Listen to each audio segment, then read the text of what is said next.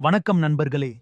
பரதநாட்டிய கலையை ஒரு மறுமலர்ச்சி பெறச் செய்து அதன் பெருமையை உலகறியச் செய்த ஒரு உன்னதப் பெண்மணியை பற்றி பார்க்கப் போகிறோம். அவர்தான் ருக்மணி தேவி அருண்டேல். 20ஆம் நூற்றாண்டின் தொடக்கத்தில் பரதநாட்டியம் ஒருவித பின்னடைவை சந்தித்துக் கொண்டிருந்த காலகட்டம். அப்போது கலையின் மீது தீராத காதல் கொண்ட ருக்மணி தேவி இந்த அற்புதமான நடன வடிவத்தை மீண்டும் உயிர்ப்பிக்கவும், அதற்கு ஒரு மரியாதையான இடத்தை சமூகத்தில் பெற்றுத்தரவும் தன் வாழ்வை அர்ப்பணித்தார்.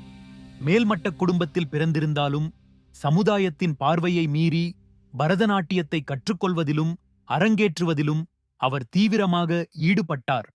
அதுமட்டுமல்லாமல் பரதநாட்டிய கலைஞர்களுக்கு ஒரு கௌரவமான சமூக அந்தஸ்து கிடைக்க வேண்டும் என்றும் அவர் விரும்பினார்.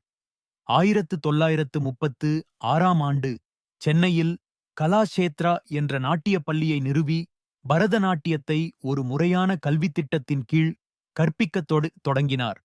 அங்கு நடனம் மட்டுமல்லாது இசை, ஓவியம், சிற்பம் போன்ற பிற கலைகளையும் மாணவர்கள் பயின்றனர். கலாஷேத்ரா பரதநாட்டிய கலைஞர்களை உருவாக்குவதோடு மட்டுமல்லாமல் இந்த கலையின் தூய்மையையும் பாரம்பரியத்தையும் பேணி காத்தது. ருக்மணி தேவி பரதநாட்டியத்தின் ஆடை, அணிகலன்கள், மேடை அமைப்பு ஆகியவற்றிலும் பல புதுமைகளை புகுத்தினார்.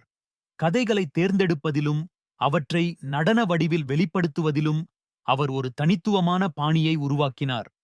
அவரது அர்ப்பணிப்பாலும் கடின உழைப்பாலும் பரதநாட்டியம் மீண்டும் ஒரு பொலிவுடன் எழுந்து நின்றது.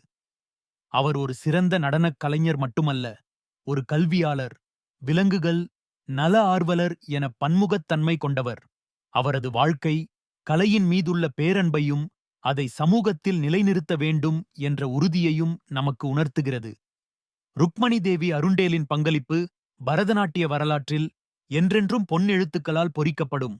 இந்த வீடியோ உங்களுக்கு பிடித்திருந்தால் லைக் பண்ணுங்க, ஷேர் பண்ணுங்க, நம்ம சேனலை சப்ஸ்கிரைப் பண்ணுங்க, உங்கள் கருத்துக்களை கமெண்ட் பண்ணுங்க.